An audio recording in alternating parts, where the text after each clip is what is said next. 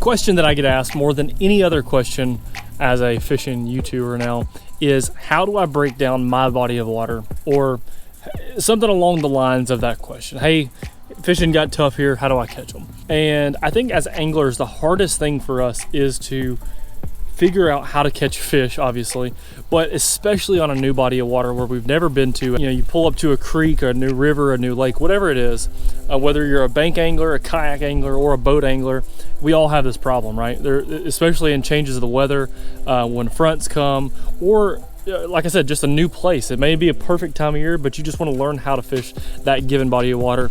And in the next several videos, I'm going to be answering that question to the best of my ability for all of you guys. If you're new to my channel, my name is Darian Craig, and I make lots of fishing videos and trying to help other people learn how to become better anglers out on the water. One thing that I wanted to do moving forward is not just spend all my time fishing from the boat. I do a lot of boat fishing. I live in Alabama, so I'm on Guntersville a lot, but I wanted to be able to spend time going back to my roots, kayak fishing, bank fishing, pond fishing, and fishing smaller bodies of water, because that's what I love doing. That's how I grew up fishing. And honestly, a lot of times those fish are easier to trick, so it makes fishing a little bit more fun. But this series, I'm gonna do 4 videos here on this new lake, fishing from the bank, 4 videos fishing from the kayak, and 4 videos fishing from a boat, and figure out how to break down this body of water this time of year. And it's a place that I've never fished at before other than one time. So it's gonna be really cool. I'm gonna use the things that you saw in the very intro. I've got all the tackle right here behind me. I'm gonna try to use the same tackle throughout this entire trip, and maybe there's times where I'm gonna realize I need something and I'm gonna, you know, buy it for this trip, because you're gonna develop a pattern, or figure out what the fish are doing, or figure out what they like better here than they do maybe at other places. The key is going to be figure out where the fish live at, because fish don't just live, well, I guess they do live everywhere, but like there's higher percentage areas that they live at. Some creeks may be better than other creeks, some pockets may be better than other pockets. They might get on docks better on one lake, and they get on wood better than next lake. So you want to figure out those things, and then figure out what lures they like best, because if obviously you don't have what they like, then you're not going to catch a fish. So I'm going to help you guys break that down, but I'm also going to break it down for myself because I haven't fished here before. So this is a lake that I just moved to. We actually haven't fully moved in yet. If you've been seeing the house transformation videos or renovation videos, you will know what that is. But a lot of times what I like to do is when I get to a new place, or even when I get to an old lake that I haven't been to in a while, or sometimes even a lake that I have gone to often, is using Google Earth or Google Maps and getting a satellite view of the lake that you're going to fish, or the pond that you're going to fish. Because a lot of times, especially on Google Earth, you can adjust the time. You can go back many, many years and look at the same body of water from the same aerial view over a long period of time. So it will look much different now than it did 20 years ago. You could see it during a flood, or you could see it during a drought, or you could see it right after a big rain where the creeks are muddying up certain areas. And so you can use that to your advantage to see what places stay clean, what places get dirty, what places are there a rock pile that's underwater and you can only see it when the water's 5 foot low. So things like that you can use to your advantage, and I definitely did that here. This lake that I'm on is a private lake. You have to be a property owner to be able to fish this lake. So unfortunately, you guys can't come to the exact places that I'm fishing on this video, but you can definitely apply all of these things to your lake or wherever you're fishing at, and be able to use some of those things. I'm gonna be doing these videos breaking down a new body of water for the next several weeks, and I'm gonna be giving away 3 6 cents lures in every single one of these videos. The way to win is give this video a thumbs up and drop a comment down below of your favorite lure to use when you're trying to break down a new body of water. So first off, I want to start by saying a huge thanks to the sponsor of this entire series, which is 6 Cents Fishing. If you guys don't know, 6 Cents makes premium fishing tackle. They make hard baits, soft baits, rods. They make clothing. They have really good hooks, weights, everything that you need to go fishing, other than reels and fishing line. 6 Cents has got now. There's 2 different things that I really promote for 6 Cents. One is their regular fishing lures, which are great. Anything you want to buy, they've got. But they also have this incredible monthly subscription sack that I'm a huge fan of. And I'm going to show you guys really quickly what came in, the newest one this month. Awesome. So this month we got the new clear bait bags. These are brand new. That's what holds all of the lures for the month bag. This one's really cool, super durable. This is gonna be perfect to hold things like this, hold plastics in. But inside of it, I've got a Divine swim jig in shad ice. I've got Divine swim baits in platinum white. Then I've got 3 hard baits. This is one of my favorite colors by 6th Sense called Chrome Threadfin, and that's a lipless crankbait. I also have a Quake 70 and another one of my favorite colors. This is actually the best assortment of lures I've ever had in a 6-sack. This is a Quake 70 boiled crawfish. This is a Cloud 9 mini mag square bill crankbait, blackwater bluegill. It's an incredible bluegill color. And then last but not least is a color that I don't have, Melon Dawn and the Divine Shaky Worm. And so all of these things that I just opened, along with this bag, this is a super, very durable bag. I don't think you could probably tear it, but enough talking about all this stuff. Let's go jump into the video and figure out how to break down this lake fishing from the bank. All right, so me personally, when I'm going to break down a new body of water, especially if you're pond fishing or walking the bank, you don't want to bring too much tackle, but you want to have it with you. So I always want to have the stuff in my truck. You know, if I can get away with it, I want to have the stuff in my truck, especially if I can keep the truck close to me. But I don't feel like carrying all of it with me. So I do have a couple of tricks, but right today I've got 4 rod and reels. 3 of them are bait casters and 1 is spinning. And in my opinion, I think that's about all you need. Obviously, if you can bring more stuff, the better, because you don't have to tie on more and you don't have to, you know, cut stuff off. But I think 4 is going to get you a long ways if you're trying to break down a new body of water. So I'm actually going to start with, in 1, something that I would always recommend is a swim jig. I'm a huge fan of a swim jig, and I'm going to use the one that I got from the 6-sack today. It's a 3/8 ounce shad color Divine swim jig.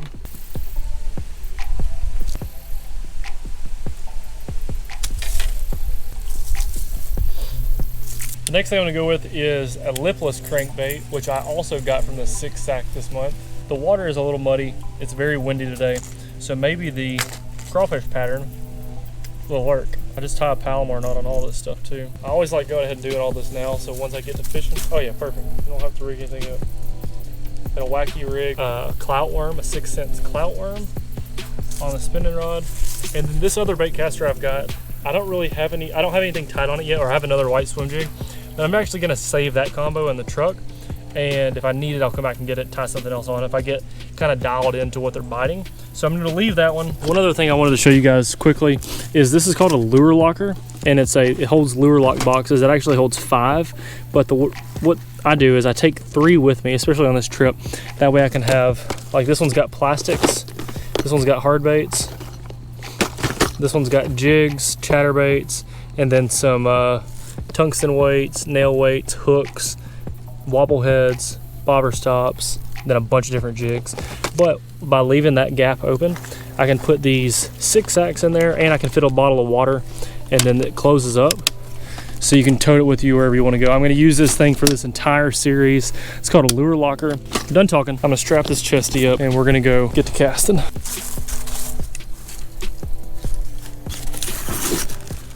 So the very first thing all of us want to do when we get to a public spot is, if there's a boat dock, we want to run out on the dock. Well, if you run out on the dock immediately, then you spook the fish that's around the dock.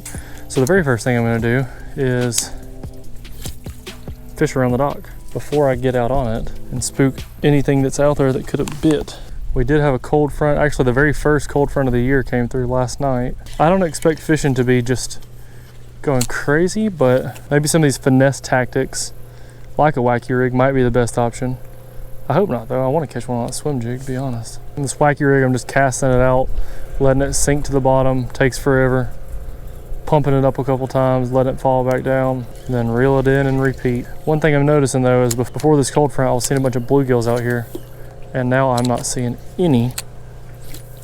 Just right up under that thing. I'm just letting the worm fall straight below that dock. There's shade under that dock. And this place doesn't get too much fishing pressure, so I'm sure that dock doesn't get cast under too many times.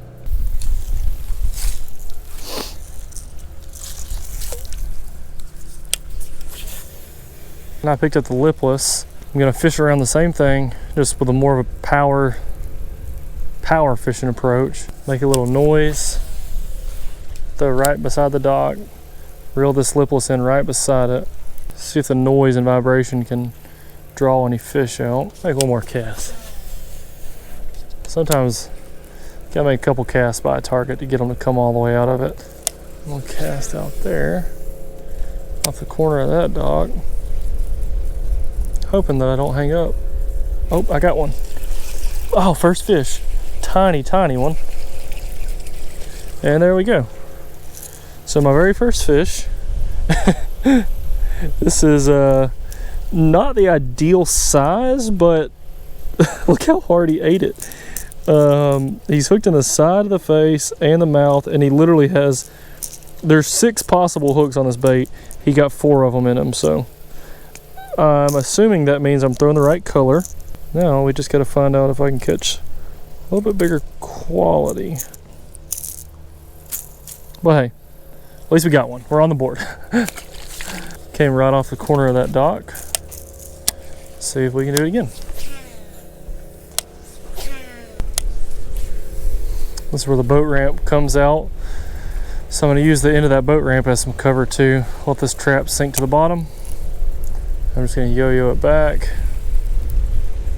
Do this a couple casts. When you're fishing in the bank, you got to be stealthy and smart on what you're fishing. You got to fish everything because you can't go enough places. You can't just hop on the boat and run around. So you got to fish everything really, really good.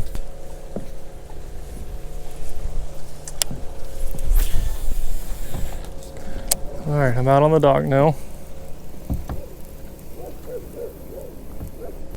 And I'm just parallel on this grass because that's the first and most obvious piece of cover.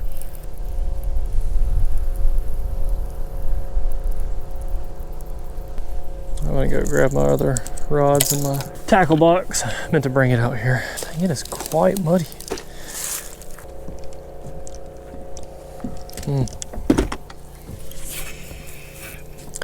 All right, little swim jig action through the grass.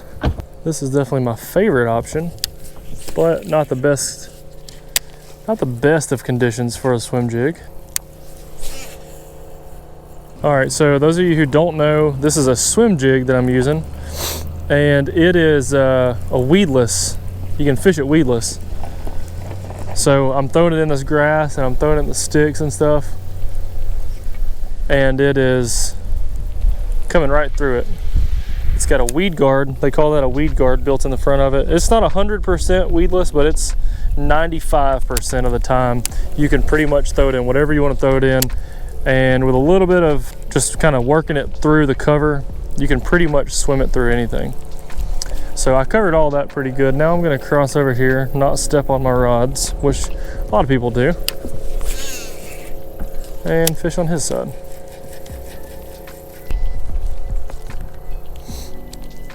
Take my wacky rig and just pitch on the outside of this grass. And I'm just going to slowly work it out of the grass. The wacky rig, the hook that I have on it is also a weedless hook, or has a weed guard. So it's also pretty weedless. It's probably a 70%, meaning most of the time you won't hang this thing up. As you can tell, first spot, not amazing. Like I said, it's literally, there's not a single cloud in the sky, and the coldest day of 2020 other than last winter was last night. So not ideal conditions, but I am going to move to the next spot. The only problem that's unfortunate about bank fishing is that you're limited to where you can go and what you can do, because right now I'm forced to throw, you know, on this side of this dock, which is a good side of a dock, but there's no grass there, and then this side there's a lot of cover to fish right here, but really that didn't. So there will be a lot of times where I catch fish out of this grass, but it didn't happen today. I imagine the fish that were in that grass probably pulled out here. The problem is I don't know a lot about this lake yet. This creek is very muddy. I know that this lake has a very, very muddy bottom, especially this creek. And so I spent a ton of time casting out here, but I felt like I was wasting my time because I don't know where the targets are yet. That's gonna come with time. I know a lot of you probably have the exact same thing. You're standing on the edge of a dock, you get to go fish this place every single day. How do I figure out where the fish are out there? Because I know for a fact there is fish out there. And in my opinion, the best way to do that is just keep putting in time.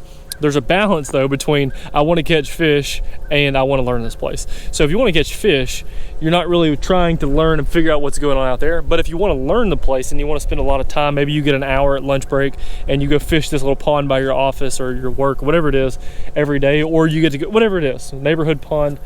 I would suggest spend a little time, which I did. I'm not going to put that on the video, but I had a wobble head and I just drug it around forever out here and feeling for where the specific things are. Where all the, I know there's wood out here somewhere, there's submerged treetops and stuff. I want to find out where all those places are, but it's just going to take time. I don't want to, it would take me hours, probably days consecutively to fish all of this cast by cast by cast by cast by cast by cast and feel where every single thing is. But then once you feel where those things are, it'll help you in the long term, because if another cold front, just say for instance, I knew there was a treetop out there and I found it by fishing for it. So say the fish were in the grass really good and I saw bait there, and then we had a cold front like there was last night, the first place I would be going to throw is straight in that brush pile, because that's the place where the fish should be going once they go offshore. But those are things we will hopefully learn about this lake, and that's part of the fun of bank fishing, in my opinion, is you get to keep trying the things over and over and over, bring in different lures every time. But now what I'm doing is headed to another area like this on the lake, just not this one, so I can get out of here. So I'll see y'all there in a second. Mind if I come fish by you? It's fine, you can. Sweet. Are they biting? Yeah, anything. Nothing. I noticed all the I didn't see any bluegills. I fished on the other side. I didn't see any bluegills anywhere. Nice to meet you. You too, man. You said Landon? Yes. Cool, I'm Darian. I just moved here about a month ago. Really? We live, we actually haven't even moved in yet. We bought a house about, just had a bite, about a mile from here, and back further on in that way. You fish a bunch? I do. I used to come down here about every day. Yeah. It is getting cold. Yeah, there's not near as many bluegills out as there was. Have you noticed all those bluegills? There's normally a ton of them out here. That's not yours? Oh, no. I'm gonna pour it out, carry it, so it don't fall in the lake. People have just been leaving their trash and bobbers in the lake. Yeah. All right, so this hook, let me show you. It slides all the way through the whole frog like that. So you can see how that's rigged up. So if it ever happens like that where it pulls all the way through, you can just be careful so you don't hook yourself.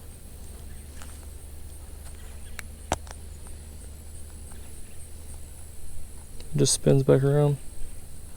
And then you just want to be careful on this part, so you just pull the eye back through. Like that. Thank you. Yep. And then sometimes when you're throwing it, if you get hung up in a tree, you'll bring it back and it'll be like that, or like how you just had it like that, but you just literally just grab it, twist it back in place. Just like that. Thank you. Yep. Alrighty, I'm out of here.